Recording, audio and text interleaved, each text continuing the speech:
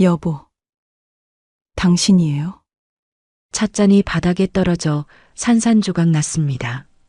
7년 전 죽은 줄만 알았던 남편이 눈앞에 서 있었죠. 독일에서 온 의료기기 전문가 이준혁이라는 이름표를 달고 있었지만 그 눈빛과 왼손 약지의 수술 흉터는 분명 진우의 것이었습니다. 병원 회의실에서 청소를 하던 수연의 다리가 풀리는 순간 진우의 눈빛이 애원하듯 그녀를 향했습니다. 도대체 죽은 남편이 왜 다른 이름으로, 그것도 남편을 죽이려 했던 강태성 이사장 앞에 나타난 걸까요? 사연 시작합니다. 새벽 4시 30분. 수연의 손목에서 진동 알람이 울렸습니다. 눈을 뜨기도 전에 오른쪽 어깨가 욱신거리기 시작했죠. 어제 성원대학병원 VIP 병동 대리석 바닥을 닦느라 무리한 탓이었습니다. 반지하 월세방의 축축한 공기가 폐를 무겁게 눌렀고 곰팡이 냄새가 코를 찔렀습니다. 콜록, 콜록. 옆방에서 시어머니의 기침 소리가 들려왔습니다. 가래가 끓는 소리가 섞여 있었죠. 파킨슨병이 악화되면서 기침도 잦아졌습니다. 수연은 조용히 일어나 시어머니 방문을 살짝 열었습니다. 어르신은 힘겹게 숨을 쉬며 잠들어 계셨어요. 이불을 목까지 끌어올려 드린 후 수연은 부엌으로 향했습니다. 냉장고 문을 열자 텅 빈 선반이 보였습니다. 계란 2개와 김치 조금, 그리고 어제 남은 밥이 전부였죠. 월말이 다가오면서 생활비가 바닥났습니다. 시어머니 파킨슨병 약값으로만 월 180만 원, 반지하 월세 90만 원, 거기에 딸 서윤의 취재활동 지원금까지 더하면 늘 빠듯했습니다. 수연은 찬물로 얼굴을 씻으며 거울을 보았습니다. 48살. 한때는 탱탱했던 피부에 깊은 주름이 패였고 새치가 절반을 넘었습니다. 무엇보다 눈빛이 변했죠. 7년 전만 해도 희망으로 반짝이던 눈이 이제는 체념으로 흐릿해졌습니다. 청소 유니폼을 입으며 수연은 오늘 일정을 머릿속으로 정리했습니다. 첫 번째는 강남 성형외과 원장 자택, 두 번째는 제약회사 임원 자택, 마지막은 성원대학병원 VIP 병동. 세 곳을 돌면 하루 18만 원이었습니다. 지하철역까지 걸어가는 길, 수연의 무릎이 시큰거렸습니다. 계단을 오르내리는 청소 일을 7년째 하다 보니 관절이 성할 리 없었죠. 그래도 멈출 수 없었습니다. 시어머니와 딸을 위해서라도 버텨야 했으니까요. 첫 번째 청소 장소인 강남 성형외과 원장 자택에 도착한 것은 6시였습니다. 초인종을 누르자 가정부 아주머니가 문을 열어주었습니다. 원장님 내외부는 골프 가셨어요. 10시까지 끝내면 돼요. 수연은 고개를 숙이고 청소 도구를 들고 집 안으로 들어갔습니다. 300평이 넘는 펜트하우스는 수연의 반지하 방 20채를 합친 것보다 넓었죠. 거실 청소를 시작하려는데 서재에서 이상한 소리가 들렸습니다. 이번 달 프로포폴 50박스 더 필요해. 병원용 말고 따로. 원장이 아직 집에 있었던 겁니다. 수연은 숨을 죽이고 귀를 기울였습니다. 가격은 지난번 그대로. 현금으로 준비해. 장소는 문자로 보낼게. 불법 약물 거래였습니다. 수연의 심장이 빠르게 뛰었지만 모른 척하고 조용히 거실로 돌아왔습니다. 이런 일은 처음이 아니었어요. 부자들의 더러운 비밀을 알게 되어도 입을 다물어야 했습니다. 그게 가정부의 첫 번째 규칙이었으니까요. 1시간 반 만에 청소를 끝내고 나온 수연은 두 번째 장소로 향했습니다. 제약회사 임원 자택은 한남동 고급 빌라에 있었죠. 역시 주인은 없었고 수연은 묵묵히 청소를 시작했습니다. 욕실을 청소하던 중 거실에서 전화벨이 울렸습니다. 자동 응답기에 메시지가 녹음되기 시작했죠. 전무님, 성원병원 신약 임상시험 건입니다. 이번 달 참가자 모집이 완료됐습니다. 내일 회의에서 상세 보고 드리겠습니다. 성원병원. 수연이 오후에 청소하러 가는 바로 그 병원이었습니다. 임상시험이라는 단어가 왠지 불길하게 들렸지만 수연은 애써 무시했습니다. 점심시간 수연은 편의점 김밥으로 끼니를 때웠습니다. 1,500원짜리 김밥 하나와 물. 그게 점심의 전부였죠. 벤치에 앉아 김밥을 먹으며 수연은 7년 전을 떠올렸습니다. 남편 진우가 살아있을 때는 이렇게 초라하지 않았어요. 진우는 성원대학병원 흉부외과 과장이었고 수연은 평범한 주부였습니다. 비록 시어머니를 모시고 살았지만 행복했죠. 딸 서윤이는 의대에 다니고 있었고 가족의 미래는 밝아 보였습니다. 그러나 2017년 3월 15일 모든 것이 바뀌었습니다. 진우가 수술 중 심정지로 사망한 거예요. 병원 측은 급성 심근경색이라고 했지만 평소 건강했던 진우가 갑자기 심장마비로 죽었다는 게 이상했습니다. 하지만 병원이 부검을 거부했고 빠르게 화장을 진행했죠. 수연은 의문을 품었지만 증거가 없었습니다. 오후 3시 수연은 성원대학병원 VIP 병동에 도착했습니다. 병원 냄새가 코를 찔렀죠. 소독약과 약품 냄새가 뒤섞인 그 특유의 냄새. 7년이 지났지만 여전히 적응이 안 됐습니다. 청소 카트를 밀고 복도를 걷다가 수연은 3번 수술실 앞에서 잠시 멈췄습니다. 진우가 마지막으로 수술하던 곳이었죠. 문은 굳게 닫혀 있었고 수술 중 표시등은 꺼져 있었습니다. 수연의 눈가가 촉촉해졌지만 재빨리 눈물을 닦았습니다. 아줌마, 거기서 뭐해요? 간호사 한 명이 날카로운 목소리로 물었습니다. 수연은 고개를 숙였습니다. 죄송합니다. 잠시 쉬었어요. 간호사는 수연을 위아래로 훑어보더니 지나갔습니다. 수연은 다시 청소를 시작했죠.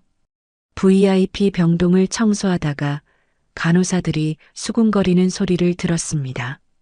이번 달에만 임상시험 참가자 3명이 실종됐대. 쉿, 조심해. 여기 귀가 많아. 간호사들이 수연을 힐끗 보고는 자리를 떴습니다. 임상시험 참가자가 실종됐다니 무슨 일이 벌어지고 있는 걸까요? 병원 지하로 내려가 청소도구를 정리하던 수연은 이상한 것을 발견했습니다.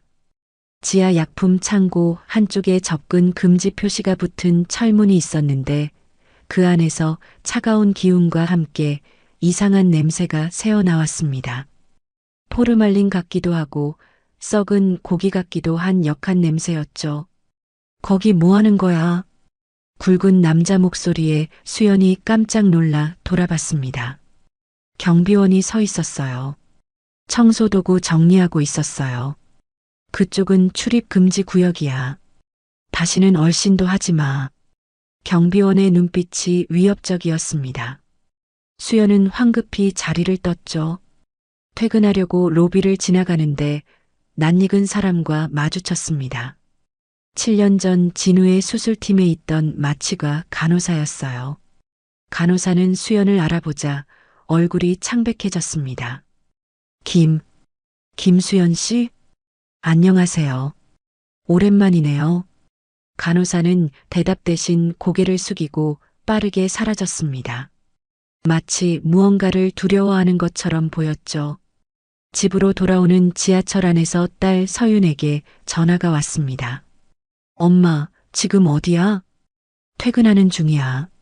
무슨 일이니? 엄마, 성원병원 내부 제보자가 나타났어. 병원에서 뭔가 수상한 일이 벌어지고 있대. 수연의 심장이 쿵쾅거렸습니다. 오늘 들은 임상시험 이야기가 떠올랐죠. 무슨 수상한 일? 자세한 건 만나서 얘기할게. 엄마 조심해. 그 병원 위험할지도 몰라. 전화를 끊고 수연은 불안한 마음으로 집에 도착했습니다. 현관문을 열자 시어머니가 거실에 앉아 계셨습니다. 수연아, 왔니? 네, 어머니. 약은 드셨어요? 진우가 준 약을 먹어야 하는데 어디 뒀는지 모르겠네. 수연의 가슴이 철렁했습니다. 시어머니는 가끔 이렇게 죽은 아들 이야기를 하셨어요. 치매 초기 증상일지도 모른다는 의사의 말이 떠올랐습니다. 어머니, 제가 약 갖다 드릴게요. 수연은 시어머니를 방으로 모신 후 부엌에서 저녁을 준비했습니다. 계란 프라이와 김치, 그리고 된장찌개. 소박한 저녁이었지만 정성을 담았죠. 식사를 하며 시어머니가 갑자기 말했습니다. 수연아, 진실은 언젠가 드러난다. 꼭 기억해. 네, 무슨 말씀이세요? 그냥 문득 드는 생각이야. 시어머니는 더 이상 말하지 않았지만 그 눈빛에는 뭔가 더 하고 싶은 말이 있는 것 같았습니다. 밤 10시 수연은 서윤이 준 자료를 펼쳐보았습니다. 성원병원에서 진행 중인 임상시험 목록이었죠. 항암제, 치매치료제, 희귀병 신약 등 수십 가지 약물이 시험 중이었습니다. 그런데 이상한 점이 있었어요. 임상시험 참가자 수가 서류상으로는 1,300명이 넘는데 실제 기록은 훨씬 적었습니다. 수연은 갑자기 오늘 병원 지하에서 맡았던 이상한 냄새가 떠올랐습니다. 그리고 간호사들이 했던 말도 임상시험 참가자들이 실종됐다는 그 말이 계속 머릿속을 맴돌았죠. 창밖을 보니 보슬비가 내리기 시작했습니다. 반지하 창문에 빗물이 흘러내렸어요. 수연은 7년 전 그날도 이렇게 비가 왔다는 걸 떠올렸습니다. 진우가 죽던 날도 봄비가 내렸죠. 혹시 진우의 죽음도 단순한 사고가 아니었을까? 병원이 무언가를 숨기고 있는 건 아닐까? 수연은 처음으로 그런 의심을 품었습니다. 7년이 지났지만 이제라도 진실을 알아내야 한다는 생각이 들었죠. 내일도 병원에 가야 합니다. 하지만 이제는 단순히 청소만 하지 않을 거예요. 진실을 찾아낼 겁니다. 남편의 죽음에 숨겨진 비밀을, 그리고 병원에서 벌어지는 수상한 일들의 실체를 말이죠. 다음 날 저녁 수연은 평소보다 일찍 집에 돌아왔습니다. 서윤이 중요한 이야기가 있다며 집으로 오겠다고 했거든요. 시어머니를 위해 미역국을 끓이며 수연은 어제부터 계속 마음을 짓누르던 불안감을 떨쳐내려 애썼습니다. 수연아, 국 냄새 좋구나. 시어머니가 부엌으로 들어오셨습니다. 파킨슨병 때문에 손이 미세하게 떨리고 있었지만 오늘은 컨디션이 괜찮아 보였어요. 어머니, 식탁에 앉아 계세요. 금방 차려드릴게요. 식탁에 앉은 시어머니가 갑자기 말했습니다. 진실은 언젠가 드러난다. 수연아, 이 말 꼭 기억해. 어제도 같은 말씀을 하셨는데 오늘은 더 진지한 표정이었습니다. 수연이 국을 떠다드리며 물었죠. 어머니, 혹시 제게 하실 말씀이 있으신가요? 시어머니는 잠시 수연을 바라보다가 고개를 저었습니다. 하지만 그 눈빛에는 분명 무언가를 숨기고 있는 듯한 불안함이 서려 있었어요. 저녁 8시 서윤이 도착했습니다. 26살의 딸은 피곤해 보였지만 눈빛만은 날카로웠죠. 의료 전문 기자로 일하면서 늘 진실을 파헤치는 일에 열정적이었습니다. 엄마, 이거 봐. 서윤이 노트북을 펼쳤습니다. 화면에는 성원병원 임상시험 관련 자료들이 가득했어요. 유령 임상시험이라고 들어봤어? 유령 임상시험? 서류상으로만 존재하는 가짜 임상시험이야. 실제로는 환자가 없는데 서류에는 있는 것처럼 꾸며놓는 거지. 서윤이 마우스를 클릭하자 엑셀 파일이 열렸습니다. 거기에는 임상시험 참가자 명단이 있었는데 이상한 점이 한눈에 보였죠.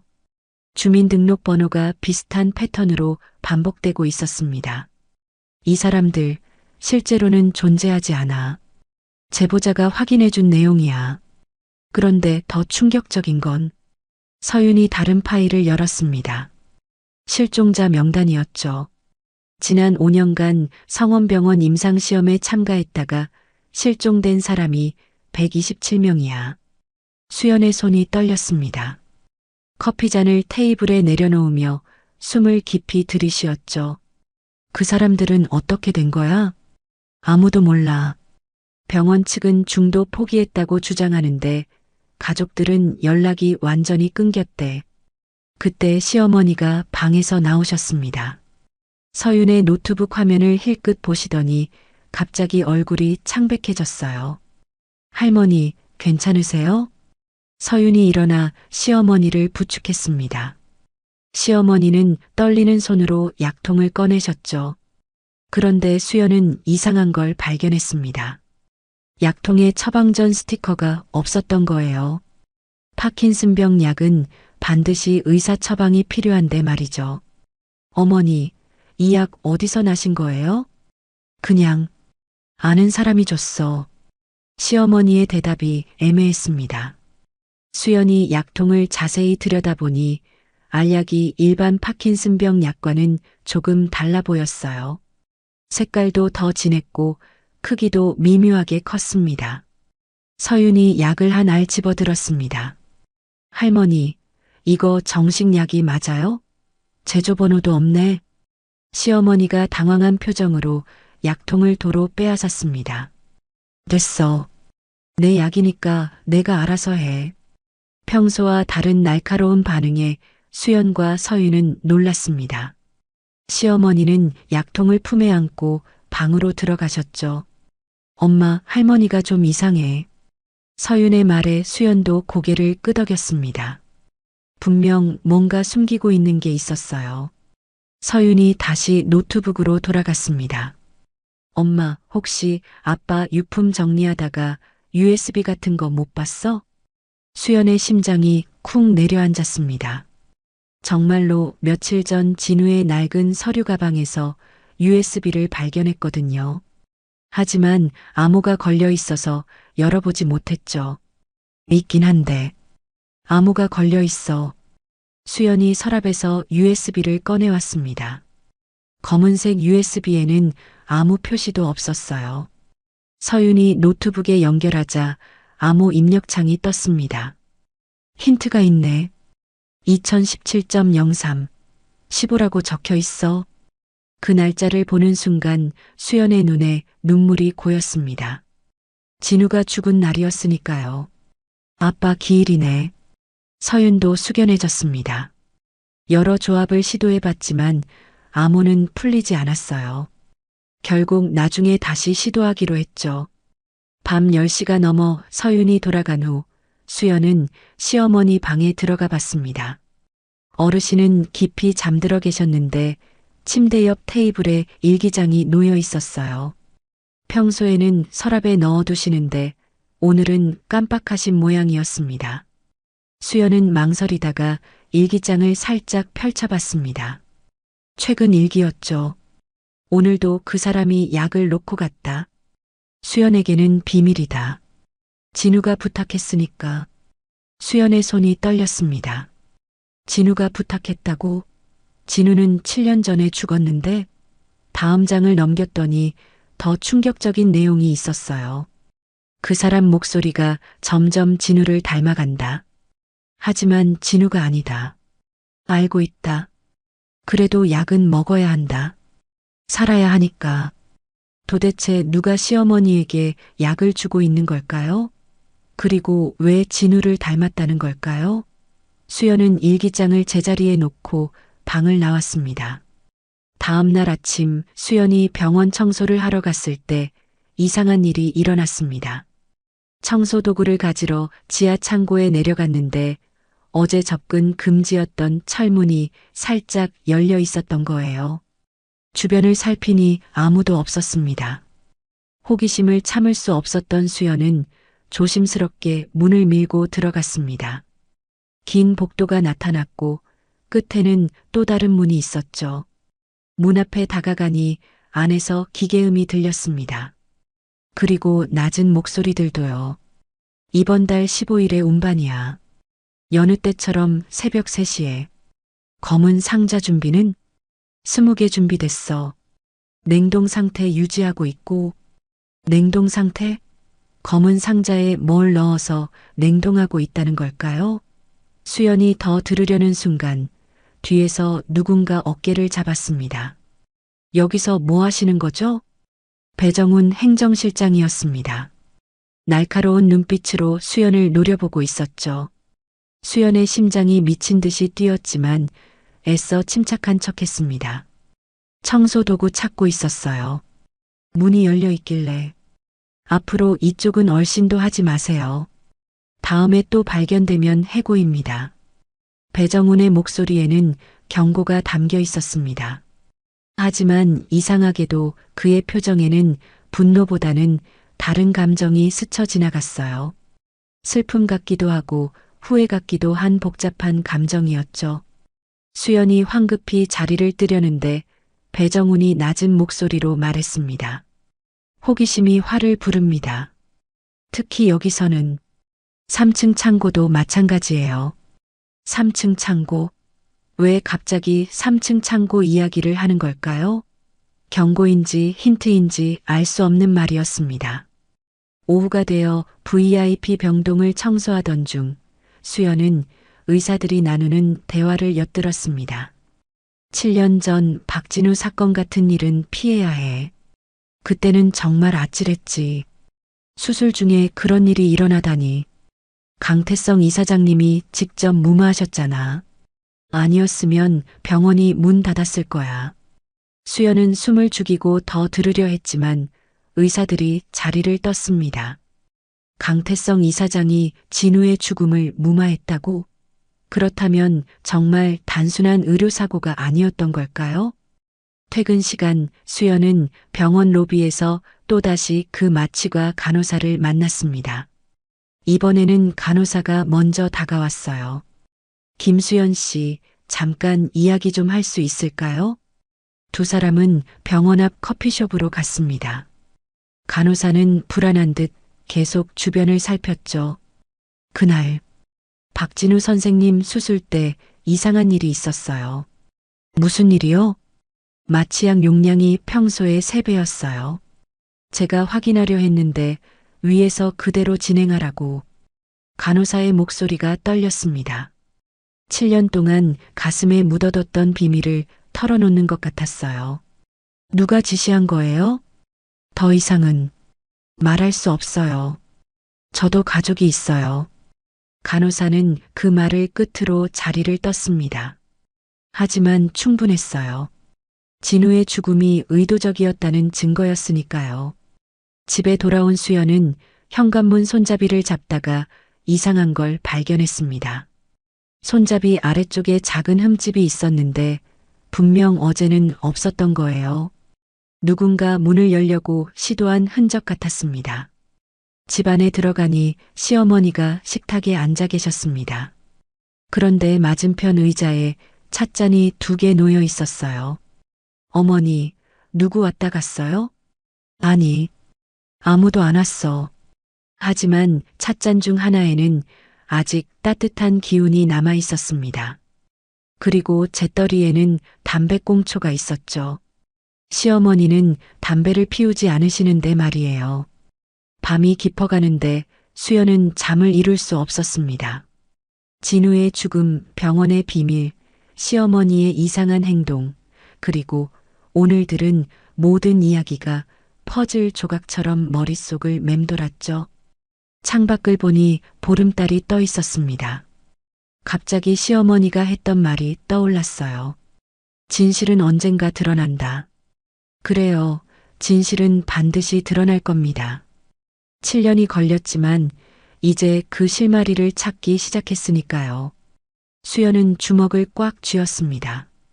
진우를 위해서라도 끝까지 파헤칠 거예요. 병원이 숨기고 있는 모든 비밀을 말이죠. 사흘 후 아침 수연에게 뜻밖의 전화가 왔습니다. 병원 청소 담당자였죠. 김수연 씨, 오늘 오후에 이사장실 특별 청소가 있습니다. 평소보다 1시간 일찍 오세요. 강태성 이사장실 청소라니. 평소에는 전담 직원만 출입하는 곳이었는데 왜 갑자기 자신을 부르는 걸까요? 수연은 불안하면서도 호기심이 생겼습니다. 오후 2시 수연은 병원 최상층에 있는 이사장실 앞에 도착했습니다. 문 앞에는 비서가 서 있었어요. 이사장님은 회의 중이십니다. 4시까지 청소를 끝내주세요. 2시간이면 충분했습니다. 수연은 청소 도구를 들고 이사장실로 들어갔죠.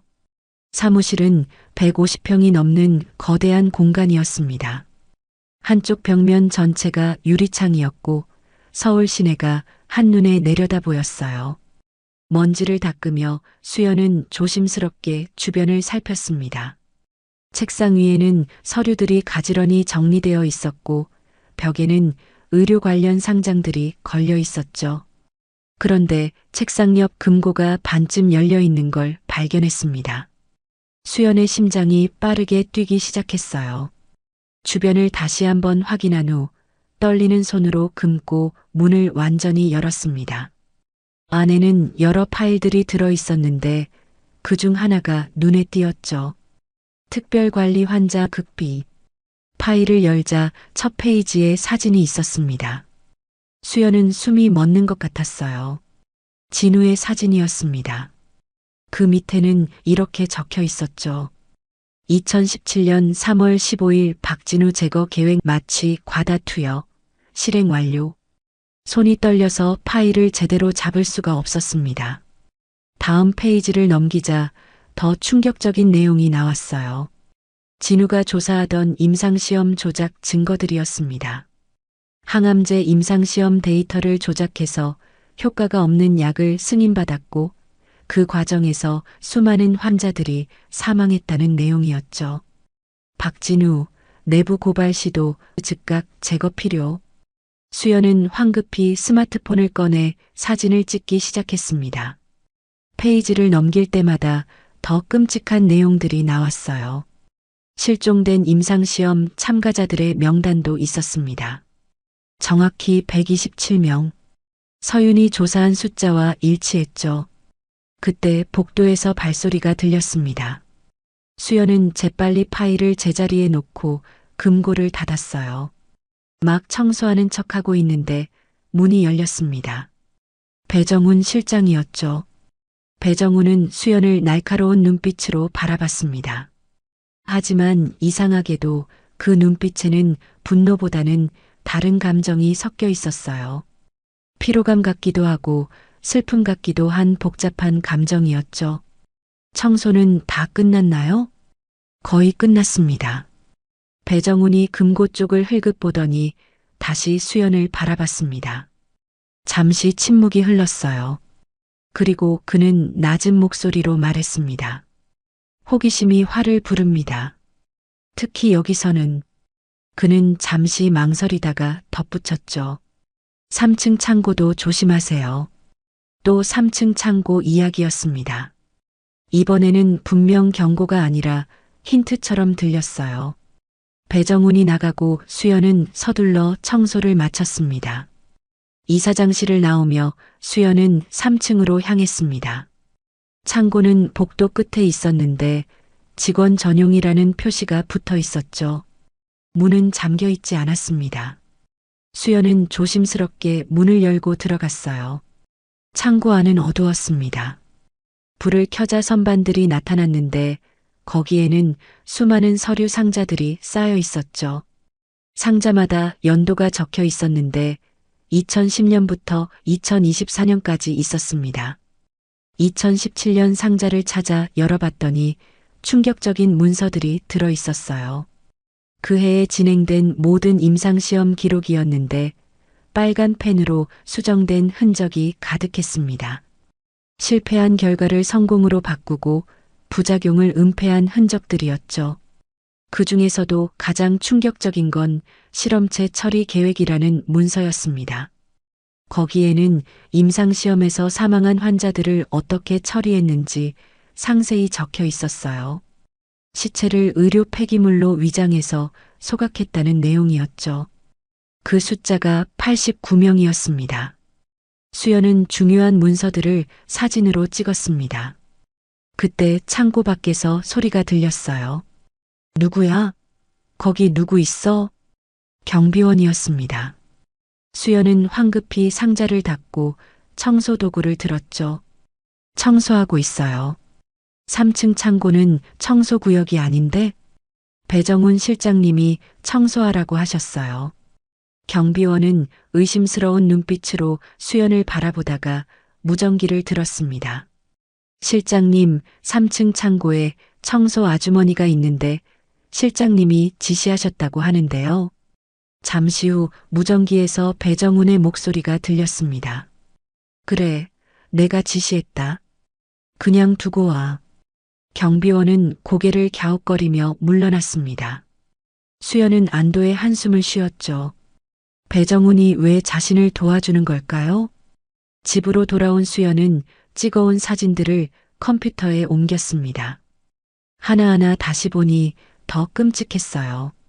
진우가 이 모든 걸 알아채고 고발하려다 죽임을 당한 거였습니다. 그때 현관문이 열리는 소리가 났습니다. 시어머니였어요. 그런데 평소와 달리 얼굴이 상기되어 있었고 손에는 새 약통을 들고 계셨죠. 어머니, 어디 다녀오셨어요? 그냥 약 타러 갔다 왔어. 하지만 약통에는 여전히 처방전 스티커가 없었습니다. 그리고 시어머니 옷에서 담배 냄새가 났어요. 누군가를 만나고 온 게 분명했죠. 저녁을 먹은 후 수연은 시어머니에게 조심스럽게 물었습니다. 어머니, 혹시 누가 정기적으로 찾아오나요? 시어머니의 손이 순간 떨렸습니다. 하지만 곧 고개를 저었어요. 아니야. 누가 오겠니? 그날 밤 수연은 거실 소파에서 잠을 자는 척했습니다. 정말로 누군가 오는지 확인하고 싶었거든요. 새벽 2시쯤 현관문이 열리는 소리가 희미하게 들렸어요. 수연은 숨을 죽이고 귀를 기울였습니다. 발걸음 소리가 시어머니 방으로 향했죠. 낮은 목소리들이 들렸지만 무슨 말인지는 알아들을 수 없었습니다. 15분쯤 지나자 다시 발걸음 소리가 났고 현관문이 닫혔어요. 수연은 조용히 일어나 창문으로 밖을 내다봤습니다. 한 남자가 걸어가고 있었는데 어둠 속이라 얼굴은 보이지 않았습니다. 하지만 걸음걸이가 왠지 낯익었어요. 왼쪽 다리를 살짝 절고 있었는데 그 모습이 묘하게 익숙했죠. 다음 날 아침 수연은 서윤에게 전화했습니다. 서윤아, 엄마가 중요한 걸 발견했어. 오늘 저녁에 만나자. 그날 오후 병원에서 청소를 하던 수연은 또 이상한 일을 목격했습니다. 지하 주차장에서 검은 봉고차가 도착했는데 거기서 검은 비닐에 쌓인 커다란 물체들을 내리고 있었어요. 모양이 사람 같아 보였지만 확실하지 않았죠. 저건 뭐예요?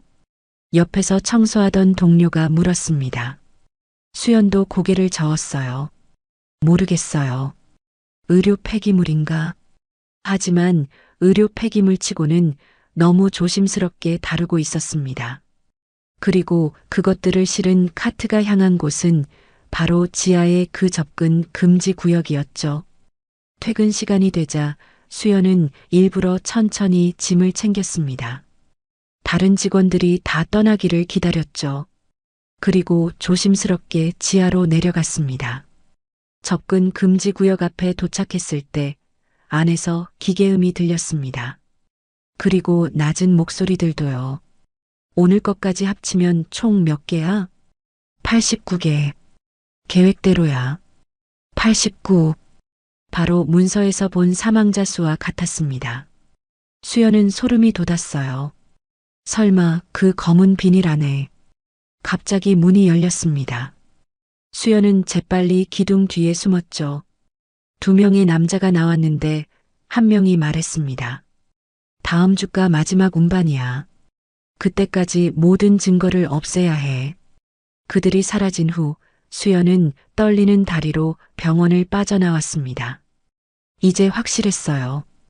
병원이 조직적으로 사람들을 죽이고 있었고 그 증거를 인멸하려 하고 있었죠. 집에 도착하니 서윤이 기다리고 있었습니다. 수연은 딸에게 오늘 찍은 모든 사진을 보여줬어요. 서윤의 얼굴이 점점 창백해졌습니다. 엄마, 이건 살인이야. 조직적인 살인. 그리고 아빠도 이것 때문에. 두 사람은 서로를 바라봤습니다. 이제 진실의 일부를 알게 됐지만 동시에 엄청난 위험에 빠진 것도 알고 있었죠. 그때 시어머니가 방에서 나오셨습니다. 두 사람의 심각한 표정을 보시더니 한숨을 쉬셨어요. 너희들도 이제 알게 됐구나. 수연과 서윤은 놀란 눈으로 시어머니를 바라봤습니다. 시어머니는 천천히 말을 이었어요. 진우가 죽기 전에 나한테 말했어. 병원이 사람을 죽이고 있다고. 자기가 그걸 막으려다 표적이 됐다고. 시어머니의 눈에 눈물이 고였습니다. 그래서 내가 기다렸어. 진실이 드러날 날을. 그날이 이제 온 것 같구나. 일주일 후 병원에 특별한 손님들이 온다는 공지가 내려왔습니다. 독일 의료기기 박람회 참가단이 병원을 방문한다는 거였죠. 수연은 VIP 병동 전체를 완벽하게 청소하라는 지시를 받았습니다. 이번 방문은 매우 중요합니다. 독일에서 의료기기 전문가가 오는데 우리 병원과 큰 계약을 할 예정이거든요. 청소 담당자가 설명했습니다. 수연은 고개를 끄덕이며 청소 준비를 했죠. 하지만 마음 한구석에는 여전히 지난주에 발견한 충격적인 진실들이 무겁게 자리 잡고 있었습니다. 방문 당일인 월요일 아침, 병원은 평소와 달리 팽팽한 긴장감이 감돌았습니다. 간호사들은 새 유니폼을 입었고 의사들도 평소보다 더 정돈된 모습이었죠. 수연은 회의실 유리창을 닦으며 밖을 내다봤습니다. 검은 리무진 한 대가 병원 정문에 멈춰 섰어요.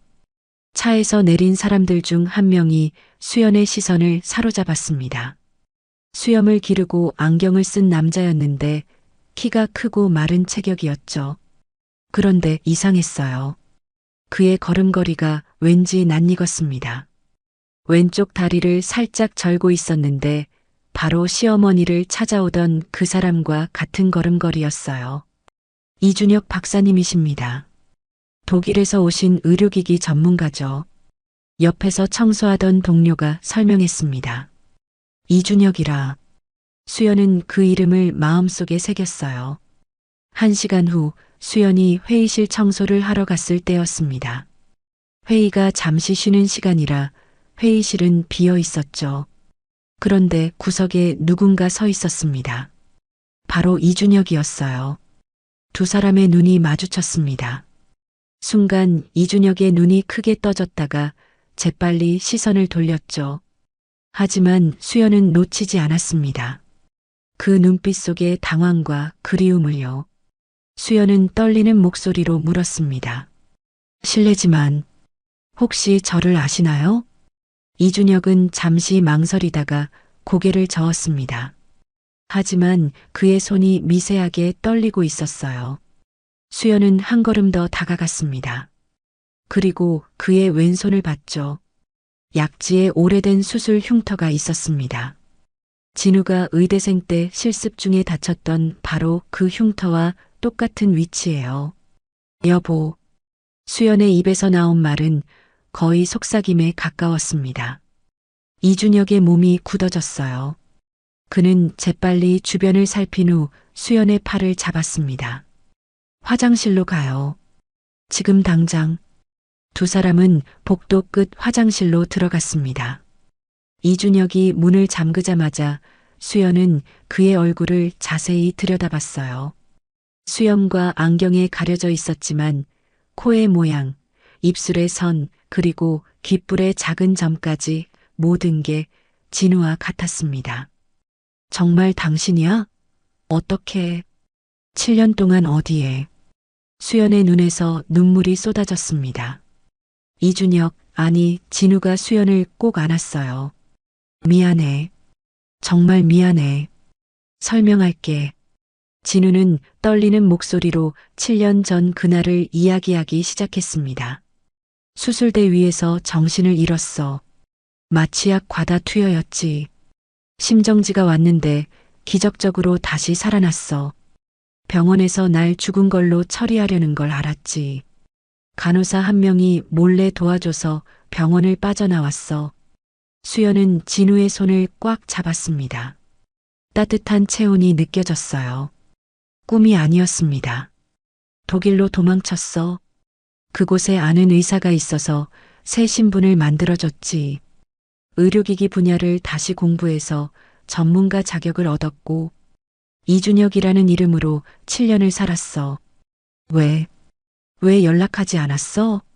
수연의 목소리에는 원망이 섞여 있었습니다. 진우는 고통스러운 표정을 지었죠. 강태성이 너와 서윤이를 감시하고 있었어. 내가 살아있다는 걸 알면 너희가 위험해질 거였어. 그래서 어머니께만 몰래 약을 전달했어. 정식 루트로는 구할 수 없는 특수 치료제였거든. 시어머니를 찾아오던 사람이 정말 진우였던 겁니다. 수연은 복잡한 감정에 휩싸였어요. 기쁨과 분노, 안도와 배신감이 뒤섞였죠. 이제 왜 돌아온 거야? 복수하려고. 아니, 정의를 실현하려고. 7년 동안 증거를 모았어. 강태성의 모든 비리를 폭로할 거야. 진우는 주머니에서 작은 종이를 꺼냈습니다. 이건 우리가 연락할 방법이야. 병원 옥상 화단 3번째 화분 밑에 메모를 숨기면 내가 확인할게. 그때 밖에서 누군가 화장실 문을 두드렸습니다. 이준혁 박사님, 회의 시작합니다. 진우는 수연을 보며 입모양으로 말했습니다. 아직은 위험해. 모르는 척 해줘. 수연은 고개를 끄덕였습니다. 진우가 먼저 화장실을 나갔고 수연은 5분 후에 나왔죠. 복도에는 아무도 없었지만 수연의 심장은 여전히 미친 듯이 뛰고 있었습니다. 오후가 되어 수연은 회의실 밖에서 청소를 하며 아내 대화를 엿들었습니다. 강태성 이사장과 진우가 대화를 나누고 있었어요.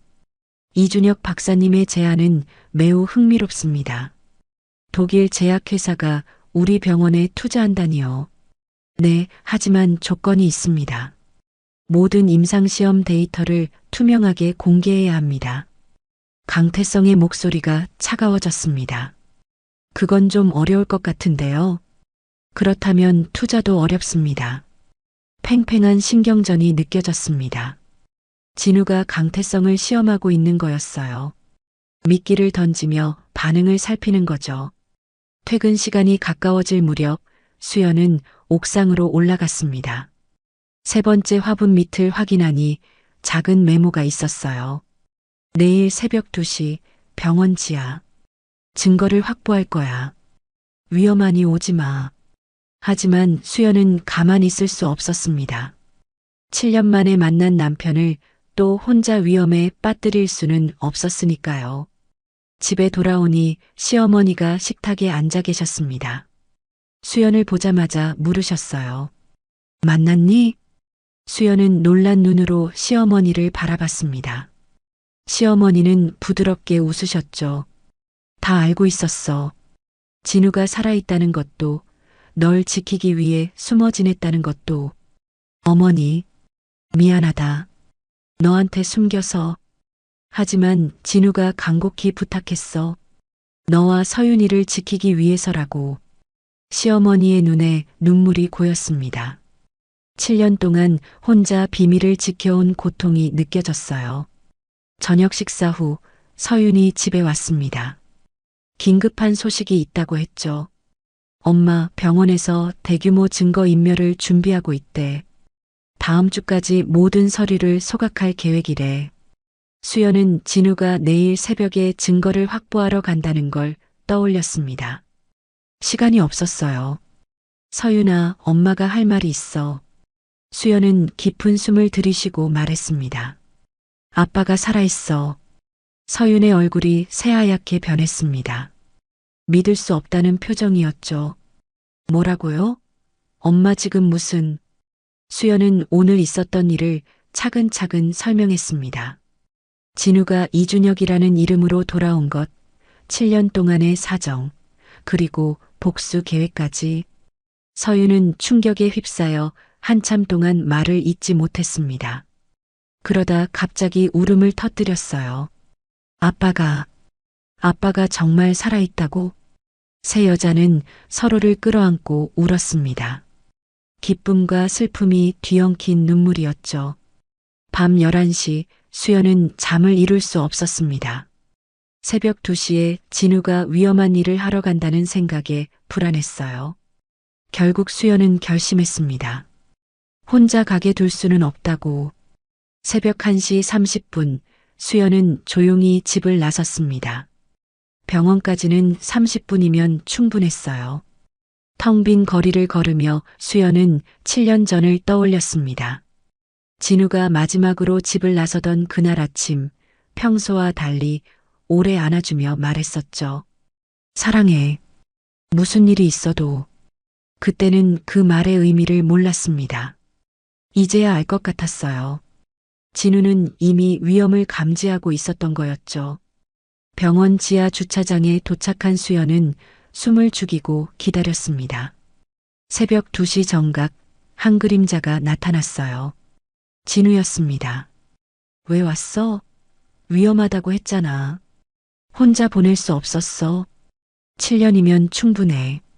진우는 잠시 수연을 바라보다가 손을 내밀었습니다. 그럼 같이 가자. 조심해야 해. 두 사람은 손을 잡고 어둠 속으로 걸어 들어갔습니다. 7년 만에 다시 하나가 된 부부는 이제 진실을 향해 나아가고 있었죠. 위험이 기다리고 있다는 걸 알면서도 멈출 수 없었습니다. 정의를 위해서, 그리고 서로를 위해서요. 지하 복도는 차가운 형광등 빛만이 희미하게 비추고 있었습니다. 수연과 진우는 조심스럽게 발걸음을 옮기며 접근 금지 구역으로 향했죠. 진우가 작은 손전등을 꺼내 들었습니다. 여기서부터는 CCTV 사각지대야. 내가 며칠 동안 동선을 파악했어. 두 사람은 철문 앞에 도착했습니다. 진우가 주머니에서 전자카드를 꺼냈어요. 어디서 구한 거야? 협조자가 있어. 나중에 설명할게. 철문이 열리자 긴 복도가 나타났습니다. 끝에는 또 다른 문이 있었는데 거기서 희미한 기계음이 들렸죠. 진우가 문에 귀를 대고 잠시 듣더니 고개를 끄덕였습니다. 아무도 없어. 들어가자. 문을 열자 충격적인 광경이 펼쳐졌습니다. 거대한 냉동고들이 줄지어 있었고 그 안에는 검은 비닐에 쌓인 물체들이 가득했어요. 수연은 손으로 입을 막았습니다. 비닐 밖으로 사람의 손이 보였거든요. 이게 실종된 임상시험 참가자들이야. 진우의 목소리가 떨렸습니다. 그는 카메라를 꺼내 사진을 찍기 시작했죠. 수연도 스마트폰으로 영상을 촬영했습니다. 그때 복도에서 발소리가 들렸습니다. 두 사람은 재빨리 냉동고 뒤에 숨었어요. 문이 열리고 2명의 남자가 들어왔습니다. 내일 새벽에 다 옮기는 거 맞지? 응. 소각장으로 바로 이송해. 흔적도 남기지 말라고 했어. 남자들이 나간 후 진우는 수연을 보며 말했습니다. 시간이 없어. 오늘 밤에 모든 증거를 확보해야 해. 두 사람은 서둘러 더 많은 증거를 수집했습니다. 파일 캐비닛에서 서류들을 찾아 촬영하고 컴퓨터에서 데이터를 USB에 복사했죠. 그러던 중 수연이 충격적인 문서를 발견했습니다. 여보, 이것 봐. 문서에는 임상시험 참가자 1300명 현황이라고 적혀 있었습니다. 실종 127명, 사망 확인 89명, 그리고 나머지는 처리 중이라고 표시되어 있었어요. 처리 중이라니. 아직 살아있는 사람들도 있다는 거야? 진우가 다른 문서를 뒤적이다가 병원 지도를 발견했습니다. 거기에는 비밀 시설들이 표시되어 있었는데 지하 3층에 특별병동이라는 곳이 있었죠. 가보자. 거기에 뭔가 있을 거야. 하지만 수연은 진우의 팔을 잡았습니다. 너무 위험해. 우리가 할 수 있는 일에는 한계가 있어. 하지만 살아있는 사람들이 있을 수도 있어. 두 사람 사이에 잠시 긴장감이 흘렀습니다. 정의를 추구하는 진우와 안전을 걱정하는 수연의 갈등이었죠. 일단 여기서 나가자. 증거는 충분히 모았어. 수연의 말에 진우는 마지못해 고개를 끄덕였습니다. 두 사람이 밖으로 나오려는데 갑자기 경보음이 울렸어요. 누군가 우리를 발견한 것 같아. 뛰어. 두 사람은 필사적으로 달렸습니다. 뒤에서 발소리가 따라왔죠. 비상구를 통해 주차장으로 나온 두 사람은 진우의 차에 올라탔습니다. 집으로 가면 안 돼. 추적당할 거야. 진우는 차를 몰고 한강공원으로 향했습니다. 새벽 3시 공원은 텅 비어 있었어요. 두 사람은 벤치에 앉았습니다. 이제 어떻게 할 거야? 수연의 질문에 진우는 USB를 꺼내 보였습니다. 여기에 모든 증거가 있어. 내일 기자회견을 열 거야. 하지만 강태성이 가만히 있지 않을 거야. 알아. 그래서 너와 서윤이는 안전한 곳으로 피해야 해. 수연은 고개를 저었습니다. 아니야. 7년을 기다렸어. 이제 함께 싸울 거야. 진우는 수연의 손을 꼭 잡았습니다. 차가웠던 손이 서로의 온기로 따뜻해졌죠. 다음 날 아침 수연이 집에 돌아왔을 때 서윤이 거실에서 기다리고 있었습니다. 얼굴이 창백했어요. 엄마, 큰일 났어. 병원에서 할머니를 데려갔어. 수연의 가슴이 철렁했습니다. 뭐라고? 왜? 갑자기 위독하다면서. 근데 이상해. 할머니는 어제까지 괜찮으셨는데. 수연은 즉시 진우에게 연락했습니다. 진우도 놀란 목소리로 대답했어요. 인질로 잡은 거야. 내가 뭔가 알아냈다는 걸 눈치챈 것 같아. 오전 10시 수연과 서윤은 병원으로 향했습니다. 시어머니는 VIP 병동 특실에 입원해 있었어요. 병실 앞에는 경비원이 서 있었죠. 면회는 안 됩니다. 환자 보호자인데요. 죄송합니다. 의사 지시입니다. 그때 배정훈 실장이 나타났습니다. 그의 표정은 평소와 달랐어요. 피곤해 보였고 눈 밑에는 다크서클이 짙게 깔려 있었죠. 잠깐 이야기 좀 하시죠. 배정훈은 수연을 빈 진료실로 데려갔습니다. 문을 닫자마자 그는 한숨을 쉬었어요. 조용히 있으면 어머니는 안전할 겁니다. 하지만 계속 문제를 일으키면 이게 병원이 하는 일입니까? 환자를 인질로 잡는 게. 배정훈의 얼굴에 복잡한 감정이 스쳐 지나갔습니다. 그는 창밖을 바라보며 말했죠. 저도 이렇게까지 하고 싶지 않았어요. 갑자기 그의 목소리가 떨렸습니다. 3년 전 제 아들도 임상시험에 참여했다가 배정훈은 말을 잇지 못했습니다. 수연은 그제야 깨달았어요. 배정훈도 피해자였던 거죠. 그런데 왜 강태성을 돕는 거예요? 선택의 여지가 없었어요. 가족을 지키려면. 하지만 이제는 한계예요. 배정훈은 주머니에서 작은 종이를 꺼내 수연에게 건넸습니다. 3층 창고 비밀번호예요. 거기 가보세요. 그리고 조심하세요. 배정훈이 나간 후 수연은 서윤과 함께 3층 창고로 향했습니다. 비밀번호를 입력하자 문이 열렸어요. 안에는 이미 진우가 와 있었습니다. 어떻게 여기를? 배정훈이 연락했어. 자기도 이제 협조하겠다고. 창고 안에는 수많은 서류 상자들 외에도 컴퓨터가 있었습니다. 진우가 컴퓨터를 켜자 화면에 파일 목록이 떴어요. 이건 지난 10년간의 모든 임상시험 데이터야. 서윤이 놀란 목소리로 말했습니다. 여기 언론사 리스트도 있어요. 강태성이 매수한 기자들 명단이에요. 검찰과 경찰 명단도 있어. 증거는 생각보다 훨씬 방대했습니다.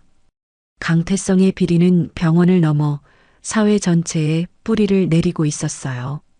그때 수연의 핸드폰이 울렸습니다. 모르는 번호였죠.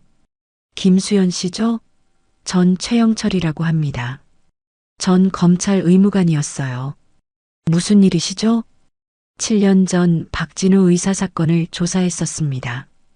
그때 수술실 CCTV 원본을 보관하고 있어요. 도움이 필요하시면 연락하세요. 전화를 끄는 수연은 진우와 서윤을 봤습니다. 이제 퍼즐 조각들이 맞춰지고 있었어요. 우리가 이길 수 있을까? 서윤의 물음에 진우가 대답했습니다. 혼자서는 못해. 하지만 우리가 함께라면, 그리고 진실을 원하는 사람들이 함께한다면 가능해. 그 순간 창고 문이 벌컥 열렸습니다. 강태성이 부하들과 함께 서 있었어요. 다들 여기 모여 있었군요. 편하네요. 강태성의 차가운 미소가 섬뜩했습니다. 이제 진짜 대결이 시작되려 하고 있었죠. 강태성이 창고 안으로 들어오며 차가운 미소를 지었습니다. 그의 뒤에는 경비원 4명이 서 있었죠. 수연은 본능적으로 진우와 서윤을 가로막고 섰습니다. 어머니를 놓아주세요. 이건 불법이에요. 강태성은 코웃음을 쳤습니다. 그의 눈빛은 얼음처럼 차가웠어요. 불법이라고요? 제가 이 병원의 법입니다. 그때 배정훈이 뒤늦게 창고에 들어왔습니다. 강태성을 보자 얼굴이 굳어졌죠. 이 사장님 여기는. 배 실장, 당신이 이들을 도왔군요. 강태성의 목소리에는 실망과 분노가 섞여 있었습니다. 배정훈은 고개를 숙였지만 곧 다시 들어올렸어요. 더 이상은 못하겠습니다. 제 아들도 당신들이 죽였어요. 아들이 약해서 죽은 거지. 임상시험은 원래 위험한 법이야. 배정훈의 얼굴이 붉어졌습니다. 주먹을 꽉 쥐었지만 참고 있었죠. 강태성은 서류들을 훑어보며 말했습니다. 이 정도 증거로 뭘 할 수 있다고 생각하나? 검찰도 경찰도 언론도 다 내 편이야. 진우가 앞으로 나섰습니다. 수염과 안경을 벗어던지며 자신의 정체를 드러냈죠. 박진우. 강태성의 눈이 순간 크게 떠졌습니다. 하지만 곧 다시 여유를 되찾았어요. 살아있었군. 그때 확실히 처리했어야 했는데 7년 동안 기다렸습니다. 당신을 무너뜨리기 위해. 두 사람 사이에 팽팽한 긴장감이 흘렀습니다. 그때 수연의 전화가 울렸어요. 화면에는 병원이라고 떴죠. 여보세요? 김수연 씨, 어머님이 갑자기 위독해지셨어요. 지금 당장 오셔야 합니다. 수연의 얼굴이 새하얗게 변했습니다. 강태성이 비열한 미소를 지었어요.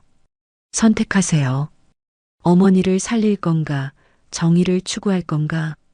수연은 떨리는 손으로 진우를 바라봤습니다. 진우의 눈에도 고통이 서려 있었죠. 서윤이 엄마의 팔을 잡았습니다. 엄마, 할머니한테 가야 해요. 세 사람이 창고를 나가려 하자 강태성이 말했습니다. 조용히 있으면 최고의 신약으로 치료해 주겠소. 하지만 계속 문제를 일으키면 위협은 분명했습니다. 가족이 돌아서려는 순간 배정훈이 갑자기 외쳤어요. 잠깐. 모두가 돌아봤습니다. 배정훈의 손에는 핸드폰이 들려 있었고 화면에는 녹음 중이라는 표시가 떴어요. 방금 이사장님이 하신 말씀 다 녹음했습니다. 협박과 살인 교사 인정이죠. 강태성의 얼굴이 일그러졌습니다. 경비원들에게 손짓하자 그들이 배정훈에게 다가갔어요. 하지만 배정훈은 물러서지 않았습니다. 이미 클라우드에 업로드했어요. 절 해치면 자동으로 언론사에 전송됩니다. 순간 창고가 조용해졌습니다. 그때 복도에서 급한 발소리가 들렸어요. 간호사가 헐떡이며 들어왔습니다. 이사장님, 큰일 났습니다. 기자들이 병원 로비에 몰려왔어요. 서윤이 핸드폰을 들어 보였습니다. 제가 이미 제보했어요. 병원 지하의 시신들 사진도 함께요. 강태성의 얼굴이 창백해졌습니다. 그는 황급히 창고를 빠져나갔고 경비원들도 따라갔죠. 수연과 가족은 서둘러 시어머니의 병실로 향했습니다. VIP 병동 특실에 도착하니 의료진이 분주하게 움직이고 있었어요. 혈압이 급격히 떨어지고 있습니다. 담당 의사가 설명했습니다. 수연은 의사의 팔을 잡았어요. 뭘 투여한 거예요? 왜 갑자기 이렇게 됐죠? 의사는 대답을 회피했습니다. 그때 진우가 링거액을 확인하더니 얼굴이 굳어졌어요. 이건 실험 약물이야. 당장 빼. 의료진이 망설이자 진우는 직접 링거를 뺐습니다. 그리고 자신의 가방에서 약을 꺼내 투여했죠. 내가 독일에서 가져온 해독제야. 이걸로 안정될 거야. 10분이 지나자 시어머니의 혈압이 서서히 회복되기 시작했습니다. 수연은 안도의 한숨을 쉬며 시어머니의 손을 잡았어요. 어머니, 괜찮으세요? 시어머니가 천천히 눈을 떴습니다. 진우를 보자 희미하게 웃었죠. 진우야, 이제야 다 함께 있구나. 가족이 서로를 끌어안고 있을 때 병실 문이 열렸습니다. 최영철이 들어왔어요. 50대 중반의 그는 단정한 양복을 입고 있었죠. 박진우 씨, 드디어 만나는군요. 최영철은 가방에서 USB를 꺼냈습니다. 7년 전 수술실 CCTV 원본입니다. 마치 과다 투여 장면이 선명하게 찍혀 있죠. 진우가 USB를 받으며 물었습니다. 왜 이제야? 그때는 압력이 너무 셌어요. 하지만 양심을 계속 속일 수는 없었죠. 그때 서윤이 핸드폰을 보며 말했습니다. 엄마, 뉴스 속보예요. 검찰이 병원 압수수색을 시작했대요. TV를 켜자 병원 앞이 생중계되고 있었습니다. 검찰 차량들이 줄지어 들어오고 취재진이 몰려 있었죠. 성원병원 대규모 의료 비리 의혹, 검찰 정격 압수수색. 자막이 화면 아래를 흘렀습니다. 강태성이 검은 승용차에 타는 모습이 포착됐어요. 도주하는 것 같았죠. 배정훈이 병실로 들어왔습니다. 그의 표정은 결연했어요. 제가 검찰에 자수하겠습니다. 그리고 모든 걸 증언할게요. 그는 수연을 보며 말했습니다. 죄송합니다. 더 일찍 용기를 냈어야 했는데. 수연은 고개를 끄덕였습니다. 배정훈도 피해자였고 이제라도 바른 선택을 한 거니까요. 저녁이 되자 병원은 완전히 다른 분위기가 됐습니다. 검찰이 증거를 확보하고 의료진들이 줄줄이 연행되었죠. 그 중에는 7년 전 진우의 수술에 참여했던 의사들도 있었습니다. 병실에서 가족들이 모여 있을 때 뉴스에서 또 다른 속보가 나왔어요. 강태성 이사장 공항에서 긴급 체포. 화면에는 수갑을 찬 강태성의 모습이 나왔습니다. 그의 오만했던 얼굴은 이제 초췌해 보였죠.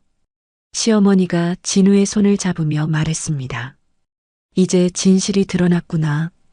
7년이 걸렸지만 진우는 어머니의 손을 꼭 잡았습니다.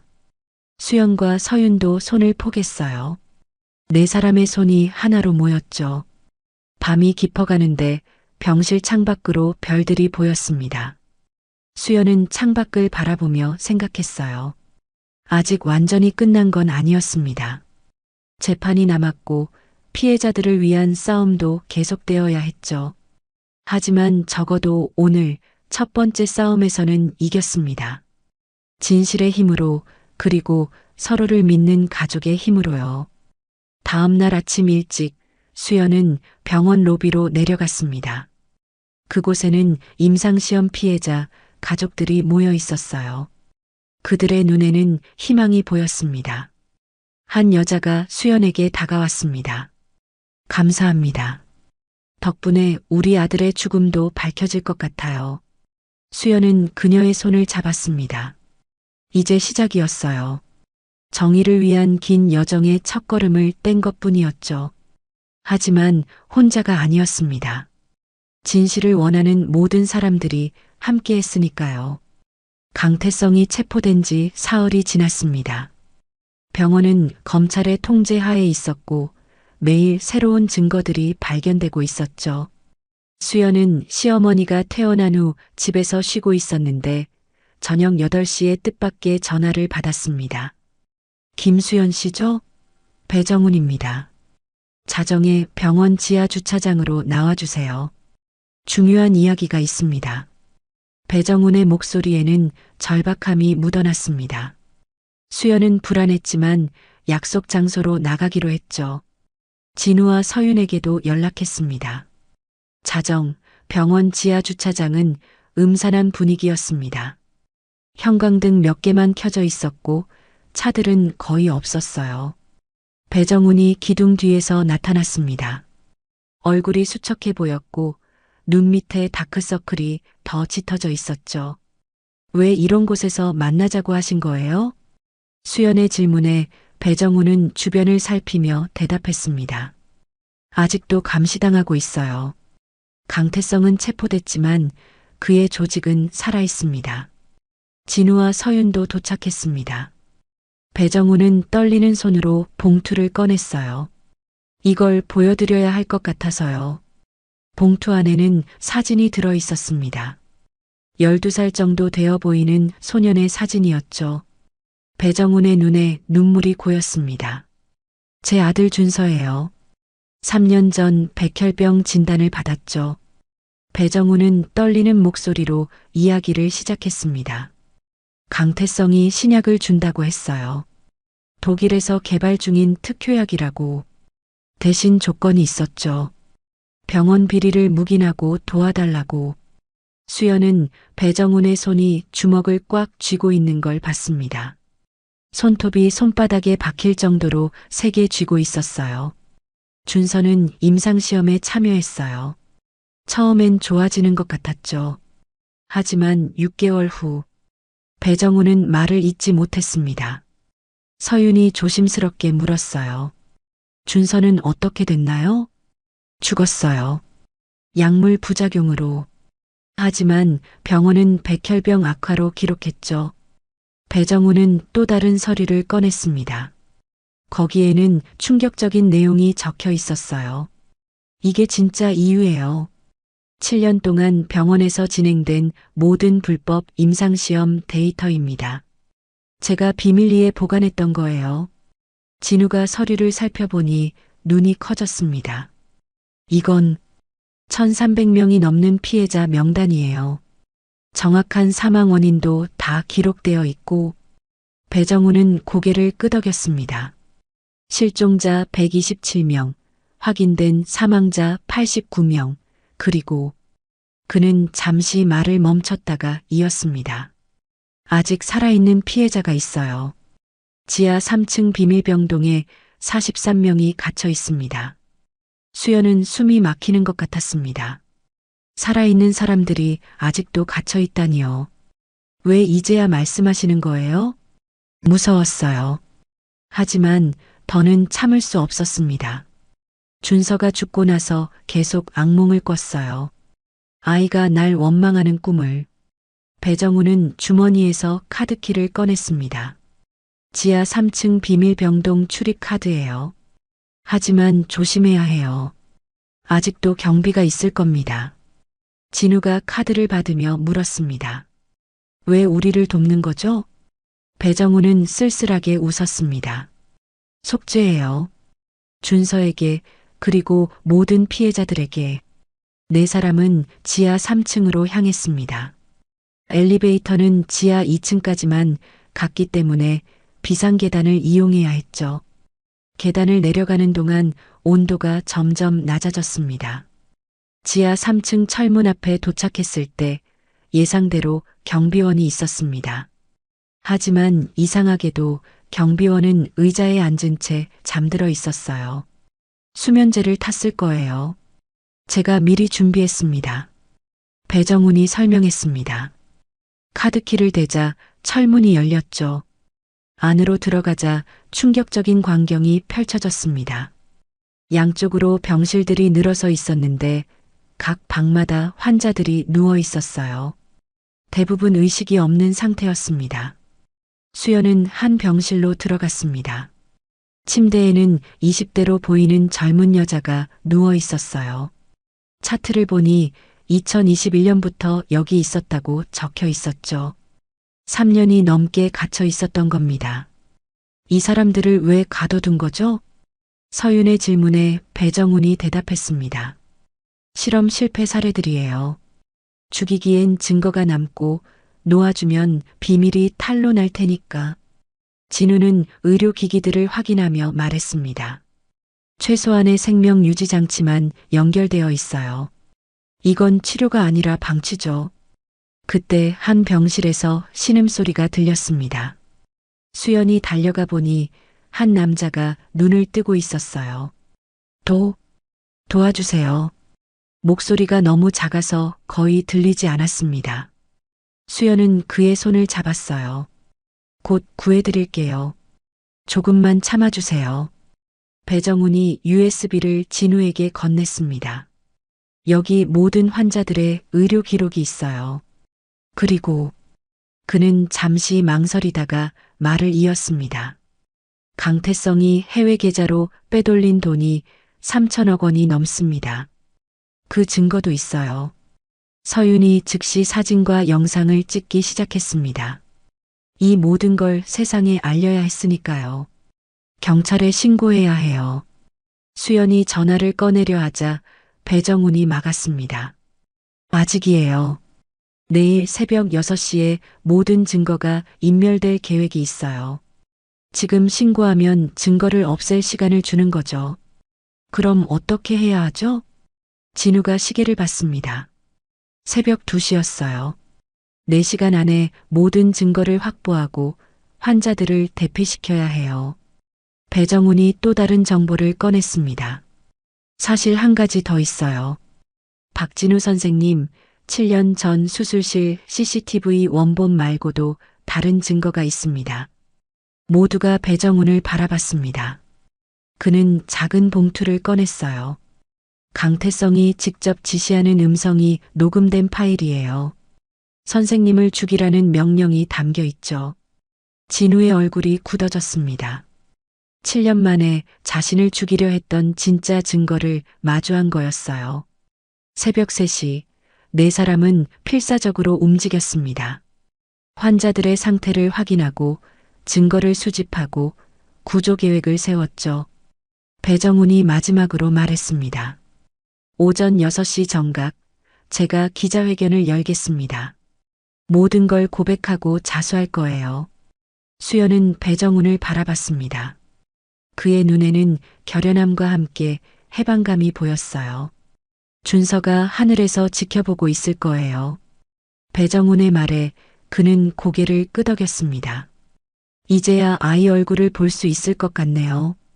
동이 트기 시작했습니다. 병원 창밖으로 붉은 햇살이 비치기 시작했죠. 새로운 날이 밝아오고 있었습니다. 진실이 드러날 날이요. 새벽 5시 서윤의 특종 보도가 온라인에 먼저 공개되었습니다. 성원병원 지하 비밀병동 43명 감금 피해자 발견이라는 제목과 함께 충격적인 사진들이 올라왔죠. 순식간에 조회수가 폭발적으로 늘어났습니다. 병원 앞에는 취재진이 모이기 시작했고 구급차와 경찰차들이 줄지어 도착했습니다. 수연은 지하 3층에서 환자들을 대피시키는 것을 도우며 안도감과 긴장감을 동시에 느꼈어요. 조심해서 옮겨요. 이분들은 3년 넘게 제대로 된 치료를 못 받았어요. 의료진들이 조심스럽게 환자들을 이송하기 시작했습니다. 그중 한 젊은 여자가 수연의 손을 잡았어요. 고맙습니다. 살아있을 줄 몰랐어요. 눈물이 흘러내리는 그녀의 얼굴을 보며 수연도 울컥했습니다. 오전 6시 정각 배정훈이 병원 로비에서 기자회견을 시작했습니다. 수십 대의 카메라가 그를 향했죠. 배정훈의 얼굴은 창백했지만 목소리는 단호했습니다. 저는 성원병원 행정실장 배정훈입니다. 지난 7년간 병원에서 자행된 모든 비리에 가담했음을 고백합니다. 기자들이 술렁였습니다. 배정훈은 천천히 자신의 죄를 하나하나 털어놓기 시작했어요. 강태성 이사장의 지시로 불법 임상시험을 묵인했고 피해자들을 은폐하는 데 협조했습니다. 제 아들도 그 피해자 중 한 명이었습니다. 배정훈의 목소리가 떨렸지만 멈추지 않았습니다. 그는 USB를 들어보이며 말했죠. 여기 모든 증거가 있습니다. 1,300명의 피해자 명단, 3천억 원의 횡령 증거, 그리고 박진우 의사살인 교사 녹음 파일까지. 그 순간 법정에서는 강태성의 구속 전 피의자 신문이 진행되고 있었습니다. 강태성은 여전히 혐의를 부인하고 있었죠. 하지만 법정 TV에서 배정훈의 기자회견이 생중계되자 그의 얼굴이 흙빛으로 변했습니다. 검사가 일어나 말했습니다. 재판장님, 방금 결정적 증거와 증인이 나타났습니다. 법정문이 열리고 진우가 들어왔습니다. 7년 만에 법정에 선 진우는 떨리는 마음을 진정시키며 증언석에 섰어요. 저는 박진우입니다. 2017년 3월 15일 강태성의 지시로 수술 중 마취약 과다 투여를 당했습니다. 진우는 차분하게 그날의 일을 증언했습니다. 법정은 숨죽여 들었죠. 그리고 최영철이 제출한 수술실 CCTV 원본이 재생되었습니다. 화면에는 마취가 의사가 평소의 3배가 넘는 약물을 투여하는 장면이 선명하게 찍혀 있었어요. 그리고 수술실 밖에서 강태성이 지켜보는 모습도 포착되어 있었죠. 이에 있습니다. 조작된 영상일 수 있습니다. 강태성의 변호사가 외쳤지만 국과수 감정 결과 원본이 맞다는 확인이 나왔습니다. 이어서 피해자 가족들의 증언이 시작되었습니다. 30명이 넘는 유가족들이 줄지어 법정에 들어왔어요. 그들은 하나같이 가족을 잃은 아픔을 토로했습니다. 한 노인이 떨리는 목소리로 말했습니다. 제 손자는 20살이었어요. 희귀병 치료한다고 임상시험에 참여했다가 시체도 못 찾았습니다. 법정 안이 울음바다가 되었습니다. 판사도 안경을 벗고 눈을 닦았죠. 오후 2시 판사가 판결을 내렸습니다. 피고인 강태성에게 살인 교사 및 특정경제범죄 가중처벌법 위반 등으로 무기징역을 선고합니다. 방청석에서 박수가 터져 나왔습니다. 강태성은 고개를 떨구었고 곧바로 수갑이 채워졌어요. 피고인 배정훈은 자수와 수사 협조를 참작하여 징역 3년 집행유예 5년을 선고합니다. 배정훈은 고개를 숙여 인사했습니다. 그의 얼굴에는 안도감과 후회가 동시에 떠올랐죠. 재판이 끝난 후 수연과 진우, 서윤은 법원 앞에서 서로를 끌어안았습니다.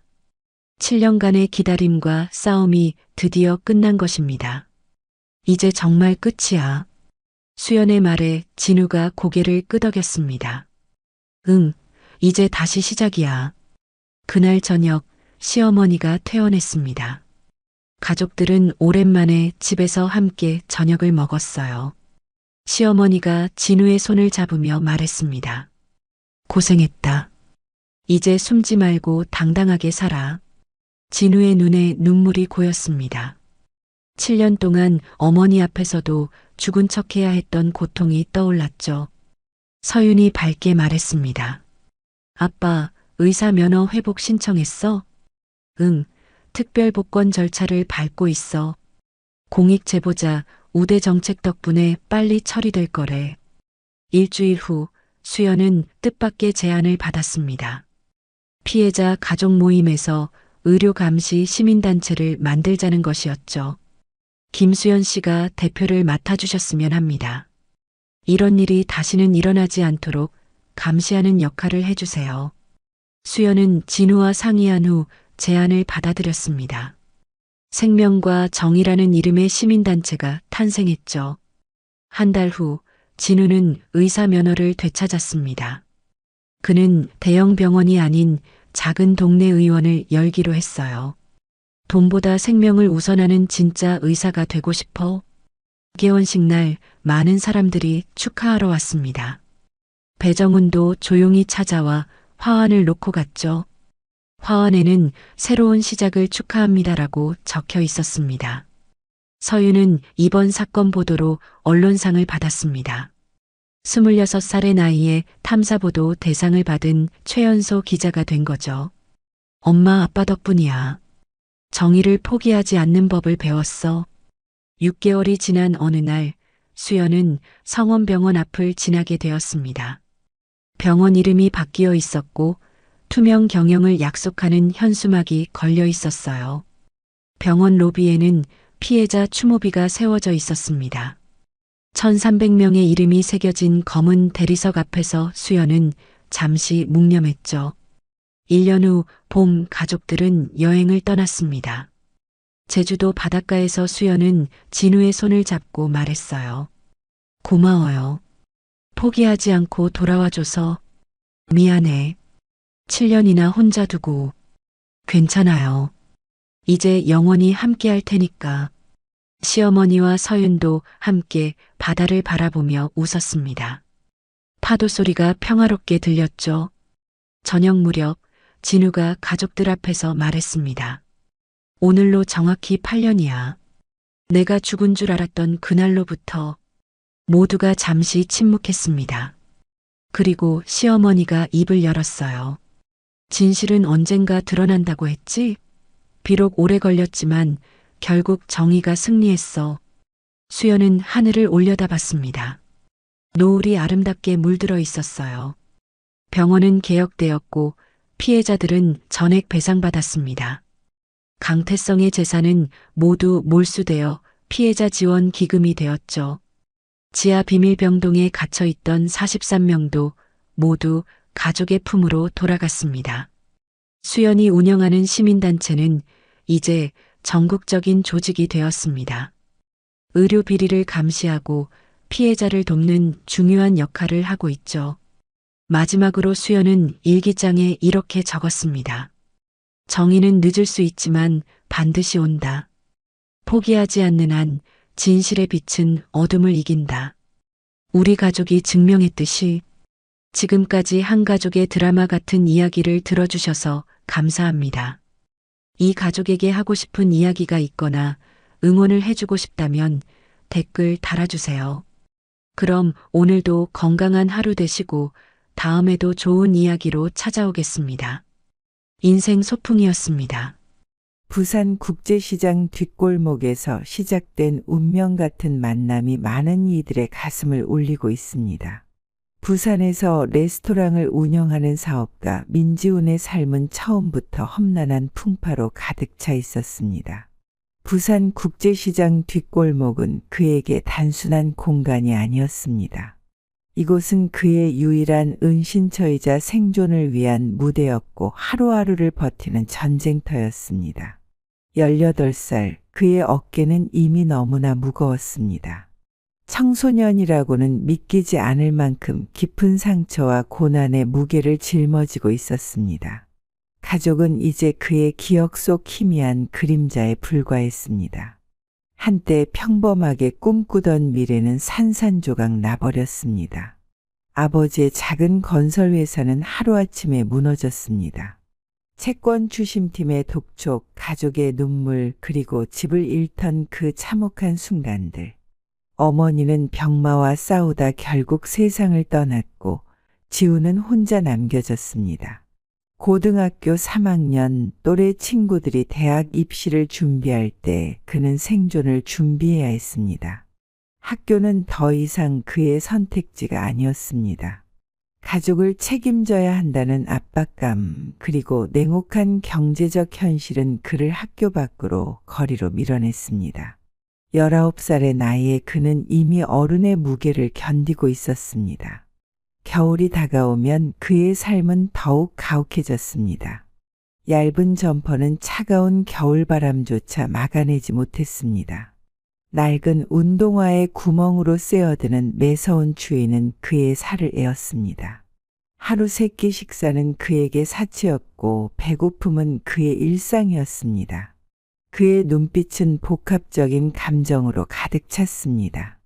때로는 깊은 절망감이 그의 영혼을 짓눌렀습니다. 모든 것을 잃고 거리에 내몰린 고통, 미래에 대한 불안감이 그의 눈동자 깊숙이 맴돌았습니다. 하지만 동시에 그 눈빛 깊숙한 곳에는 살아남기 위한 끈질긴 투지도 살아있었습니다. 매일 아침 일어나 생존을 위해 몸부림치는 그의 모습은 마치 거친 파도 속에서 헤엄치는 한 조각의 나무와도 같았습니다. 포기할 수 없었고 포기하지 않았습니다. 그의 나이 18세, 그러나 그의 눈빛에는 수십 년의 고단함이 새겨져 있었습니다. 국제시장 뒷골목은 그의 모든 것을 증언하는 유일한 증인이었습니다. 쓰레기통 사이를 배회하며 버려진 음식을 찾아 헤매는 그의 모습은 살아있음 자체가 하나의 투쟁이었습니다. 누군가에게는 그저 길거리의 한 청년에 불과했지만 그의 내면에는 끝없는 생존에 대한 의지가 타오르고 있었습니다. 새벽 공기는 차가운 칼날보다 더 매서웠습니다. 부산 국제시장 뒷골목의 낡은 벤치는 민지훈에게 유일한 잠자리였습니다. 쓰레기통 옆에서 그는 한밤을 지새웠고 얇은 몸을 최대한 웅크렸습니다. 헤어진 점퍼는 구멍투성이었고 달아빠진 운동화는 그의 발가락을 겨우 가릴 뿐이었습니다. 점퍼 안으로 스며드는 날카로운 추위는 그의 뼈마디까지 파고들었습니다. 거리의 차가운 콘크리트는 그의 유일한 침대였고 쓰레기통 사이의 좁은 공간은 그의 유일한 은신처였습니다. 밤새 지나가는 차들의 불빛, 멀리서 들려오는 술에 취한 사람들의 소리, 그리고 길고양이의 야옹거림. 이 모든 소리가 그의 긴장된 신경을 자극했습니다. 새벽 4시 그는 조심스럽게 몸을 일으켰습니다. 몸을 떨며 얼어붙은 손가락으로 점퍼의 지퍼를 올렸습니다. 그의 눈빛은 날카롭고 초조했습니다. 오늘도 생존을 위한 전쟁이 시작되어야 했습니다. 먼저 그의 첫 번째 임무는 아침 식사였습니다. 하지만 여기서 식사란 말은 너무 우아한 표현이었습니다. 쓰레기통을 뒤지며 먹을 만한 음식을 찾아야 했습니다. 버려진 빵 조각, 반쯤 먹다 버린 샌드위치, 때로는 곰팡이 핀 과일. 이런 것들이 그의 아침 식사였습니다. 오전 6시 국제시장이 서서히 문을 열기 시작했습니다. 지우는 길거리 노점상들 사이를 누빕니다. 오늘도 하루치 일당을 구해야 했습니다. 짐 옮기기, 청소하기, 채소 다듬기. 어떤 일이든 마다하지 않았습니다. 1시간에 10,000원, 이틀에 20,000원. 이게 그의 생존 방식이었습니다. 어떤 날은 운이 좋아 장사진 바쁜 시장에서 몇 시간 일거리를 구했습니다. 어떤 날은 온종일 헤매다 한 푼도 벌지 못했습니다. 그의 하루는 언제나 불확실성으로 가득 차 있었습니다. 점심때가 되면 노점상 아주머니들이 남긴 음식 찌꺼기로 배를 채웠습니다. 오후가 되면 그의 생존 전략은 더욱 다각화됩니다. 길거리 공원에서 팔린 고철을 주워 리어카에 싣고 고물상을 찾아갑니다. 오늘 벌어들인 1,000원짜리 몇 장이 그의 저녁 식사가 될 것입니다. 해가 지고 어둠이 내리면 다시 국제시장 뒷골목의 그 낡은 벤치로 돌아옵니다. 하루의 전쟁이 끝났습니다. 그의 몸은 지치고 힘들었지만 내일을 위해 다시 일어설 힘만은 있었습니다. 그의 삶은 매일이 생존을 위한 치열한 투쟁이었습니다. 18살 그는 이미 수십 번의 전쟁을 치른 노련한 전사와도 같았습니다. 누군가에게는 불쌍한 길거리 청년일지 모르지만 그의 눈빛에는 언제나 살아남겠다는 끈질긴 의지가 깃들어 있었습니다. 지훈의 마음속에는 아직도 선명한 기억들이 살아 있었습니다. 그 기억들은 마치 상처 입은 영혼의 흉터처럼 깊고 아팠습니다. 아버지의 작은 건설회사가 무너지던 그 순간은 그의 삶을 송두리째 뒤흔든 트라우마였습니다. 채권 추심팀의 위협적인 목소리는 아직도 그의 귓가에 맴돌았습니다. 사무실 책상 위로 쏟아지는 독촉 전화, 떨리는 아버지의 손, 무너져 내리는 가족의 희망. 그날의 공포는 그의 기억 깊숙이 새겨져 있었습니다. 가족들의 눈물은 더욱 아프게 기억되었습니다. 아버지의 자존심은 산산조각 나버렸고 어머니는 침묵 속에서 눈물만 흘렸습니다. 집안의 분위기는 절망으로 가득 메워졌습니다. 작은 아파트의 구석구석의 희망의 그림자는 사라져갔습니다. 어머니의 병은 가족의 마지막 시련이었습니다. 병원비를 마련하기 위해 가족은 모든 것을 팔았습니다. 아버지의 낡은 차, 어머니의 결혼 반지, 지훈의 꿈이 담긴 대학 입시 책들까지. 집안의 모든 물건들이 병원비로 변환되었지만 결국 어머니는 세상을 떠났습니다. 그의 고등학교 3학년은 보통의 청소년들과는 전혀 다른 풍경이었습니다. 또래 친구들이 대학 입시를 준비하고 미래의 꿈을 그리며 설레는 시간을 보낼 때 지훈은 온전히 다른 현실과 마주해야 했습니다. 학교는 더 이상 그의 선택지가 아니었습니다. 아버지는 병으로 쓰러졌고 집안의 생계를 책임져야 하는 것은 지훈의 몫이 되었습니다. 대학 입시를 위한 공부는 그저 먼 나라 이야기 같았습니다. 그의 공부는 오직 생존을 위한 전략이었습니다. 가족을 책임져야 한다는 압박감은 그의 어깨를 무겁게 짓눌렀습니다. 18살의 어린 나이에 그는 이미 가장의 무게를 짊어져야 했습니다. 아버지의 병간호, 생계를 위한 일용직 노동, 하루하루를 버티는 일, 이것이 그의 현실이었습니다. 경제적 현실은 냉혹했습니다. 학교에 다니며 꿈을 키우는 대신 그는 생존을 위해 몸부림쳐야 했습니다. 고등학교 3학년 교실의 빈 책상, 더 이상 그의 자리가 아니었습니다. 꿈을 포기하고 현실과 타협해야 하는 가혹한 선택의 순간이었습니다. 밤마다 그는 자신의 꿈들을 떠올렸습니다. 대학에 가서 공부하고 가족을 행복하게 만들고 싶었던 꿈. 그러나 현실은 그의 꿈을 무자비하게 짓밟았습니다. 18살의 지훈은 이미 어른의 무게를 짊어진 채 세상과 싸워야 했습니다. 그의 눈빛은 때로는 절망스러웠지만 동시에 강인했습니다. 포기하지 않고 앞으로 나아가야 한다는 의지가 그의 눈동자 깊숙이 살아있었습니다. 지훈에게 남은 것은 오직 생존하고 다시 일어설 수 있는 힘뿐이었습니다. 그날 모든 것이 바뀌었습니다. 부산 국제시장 골목은 평범한 아침이 아니었습니다. 박영희의 희망 샌드위치 트럭이 골목에 자리 잡으며 이 공간의 풍경은 달라졌습니다. 박영희는 60대 초반의 여인으로 언뜻 보기에 평범한 아줌마로 보일 수 있었습니다. 하지만 그녀의 존재는 결코 평범하지 않았습니다. 구부정한 등허리, 세월의 흔적이 깃든 주름진 얼굴, 그리고 날카롭고 따뜻한 눈빛.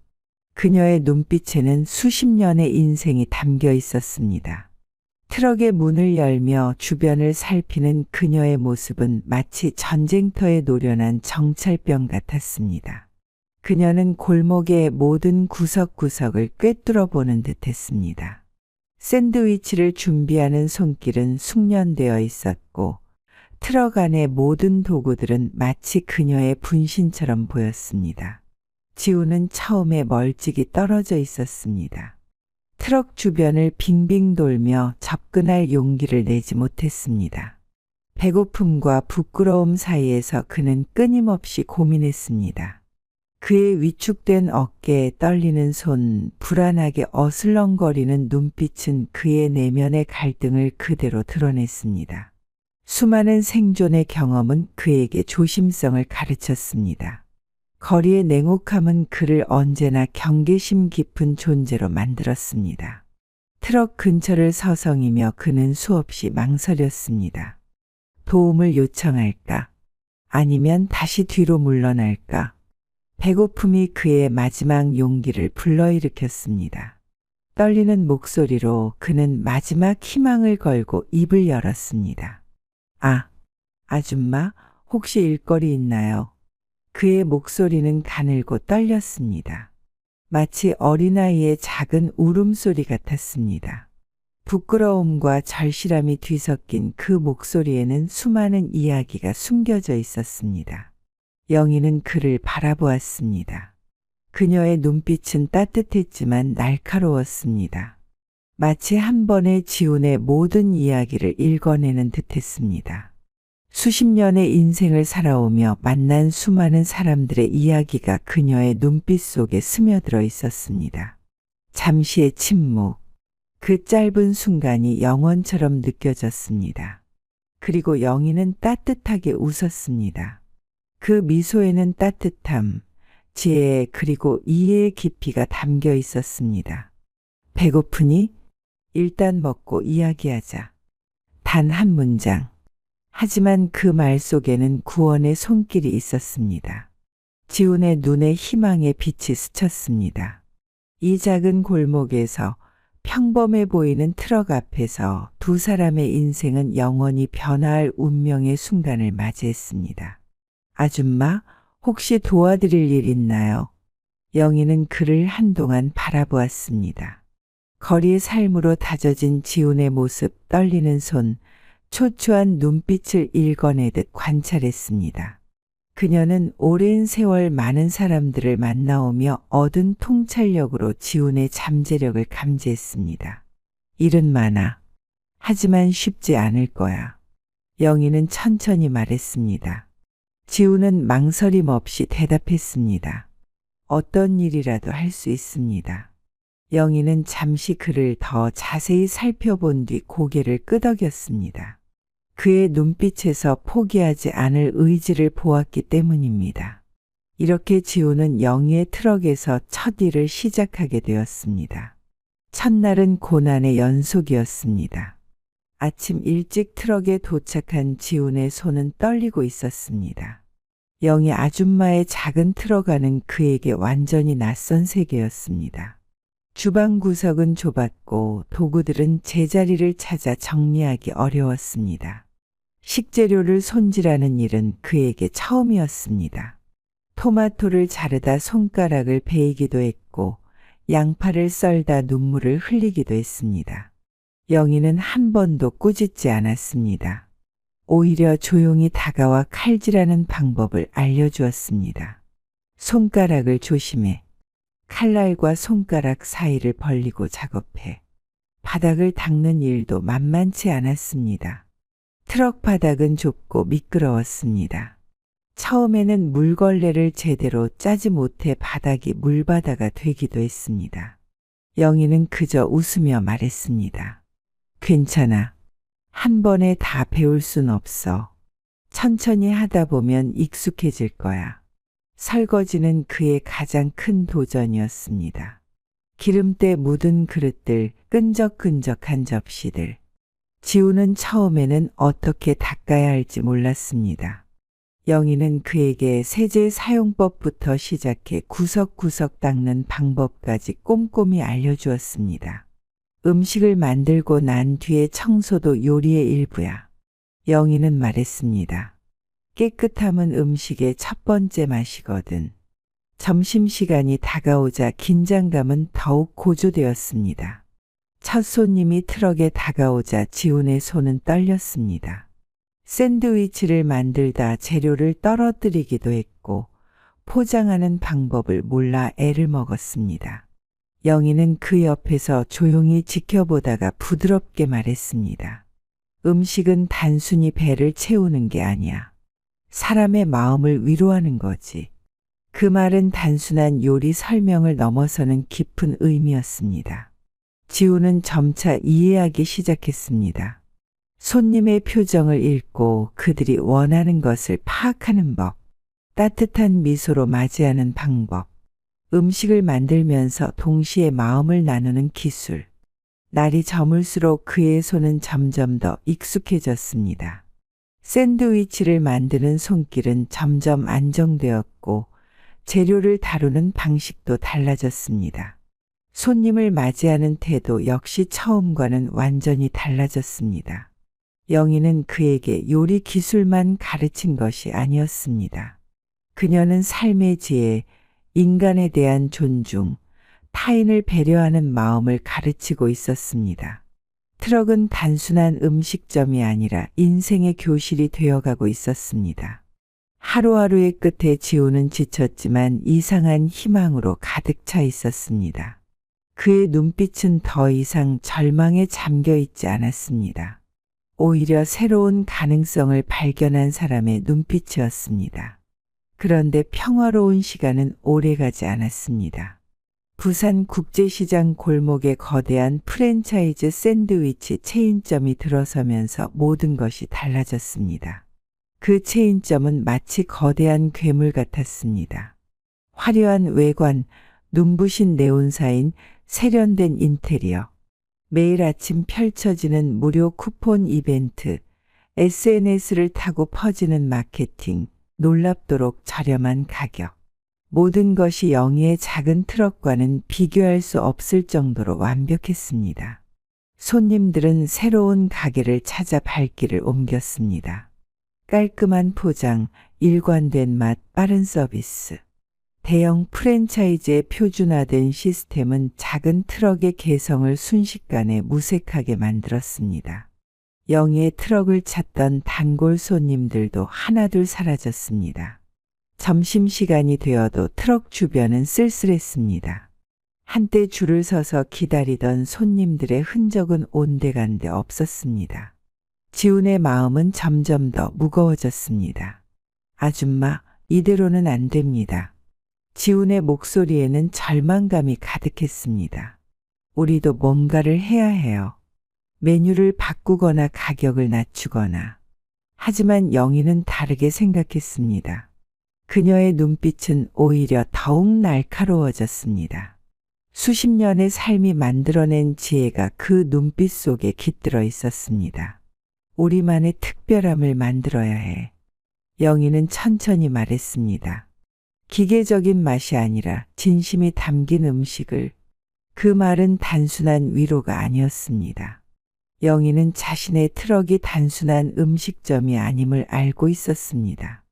이곳은 사람의 마음을 치유하는 공간이었고 삶의 희망을 나누는 장소였습니다. 지우는 처음에는 그 말의 의미를 완전히 이해하지 못했습니다.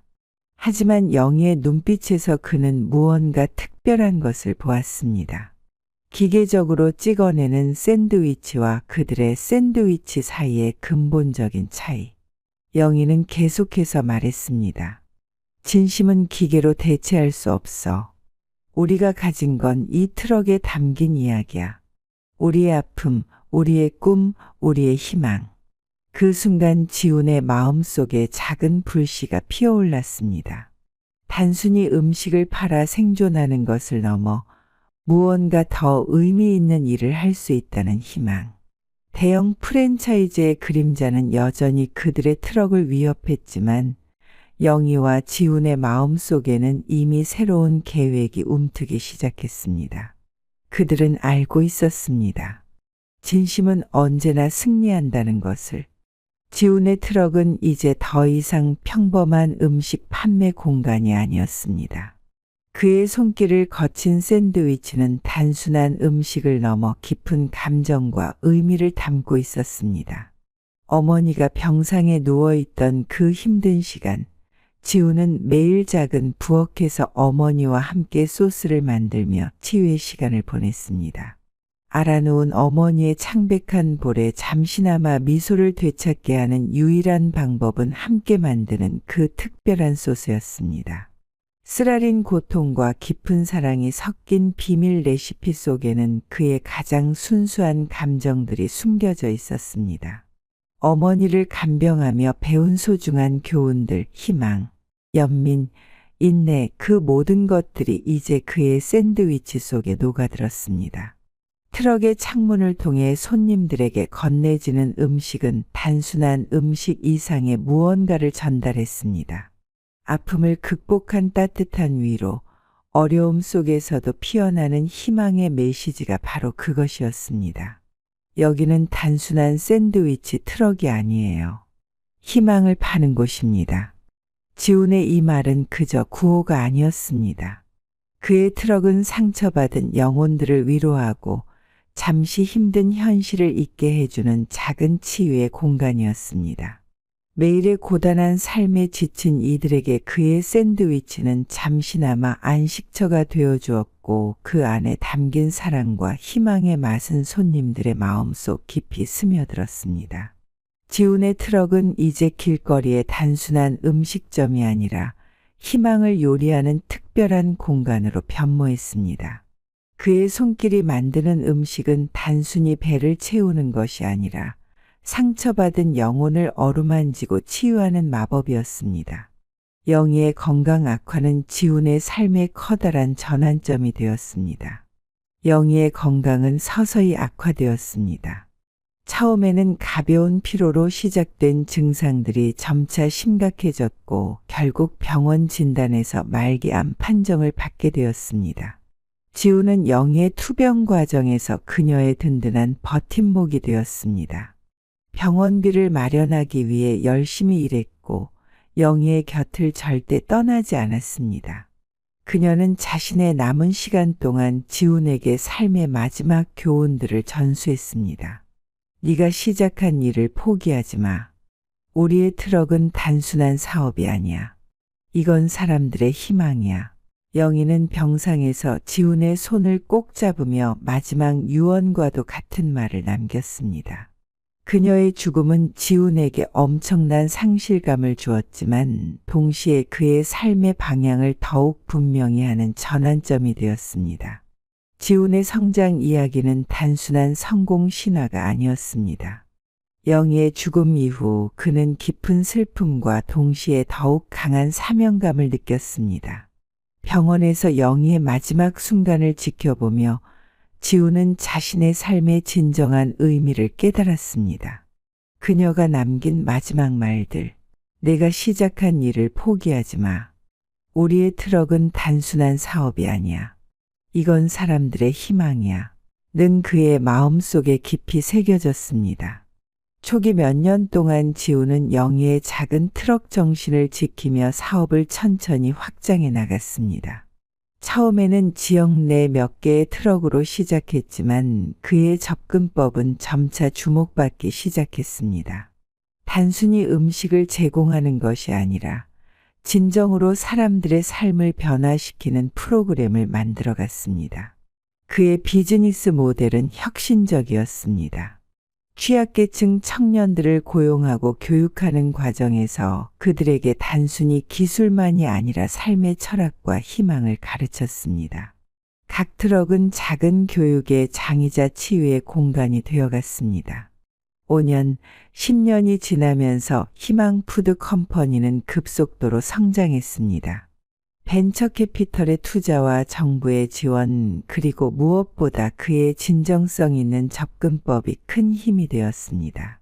전국 각지에 100개가 넘는 트럭을 운영하게 되었고 연간 수천 명의 청년들에게 직업 교육의 기회를 제공했습니다. 흥미로운 점은 지훈이 기업의 CEO가 되었음에도 불구하고 여전히 매주 토요일 직접 국제시장 골목의 그 작은 트럭에서 일한다는 것이었습니다. 그는 자신의 뿌리를 잊지 않았고 처음 영희와 함께 시작했던 그 작은 공간의 정신을 지켜냈습니다. 회사의 연간 매출은 100억 원을 훌쩍 넘어섰지만 지훈에게 진정한 성공의 지표는 돈이 아니었습니다. 그가 자랑스러워하는 것은 매년 수백 명의 청년들이 자립의 길을 찾고 희망을 되찾는 모습이었습니다. 그의 회사는 단순한 푸드 서비스 기업을 넘어 사회혁신 플랫폼으로 자리 잡았습니다. 40대 중반 백만장자가 된 지우는 여전히 영희의 사진을 사무실에 모시고 있었습니다. 그에게 진정한 성공은 단순한 부의 축적이 아니라 영희가 그에게 가르쳐준 삶의 철학을 실천하는 것이었습니다. 우리는 음식을 만들면서 사람의 꿈도 함께 요리합니다. 이 문장은 여전히 그의 회사 로고 아래 새겨져 있습니다.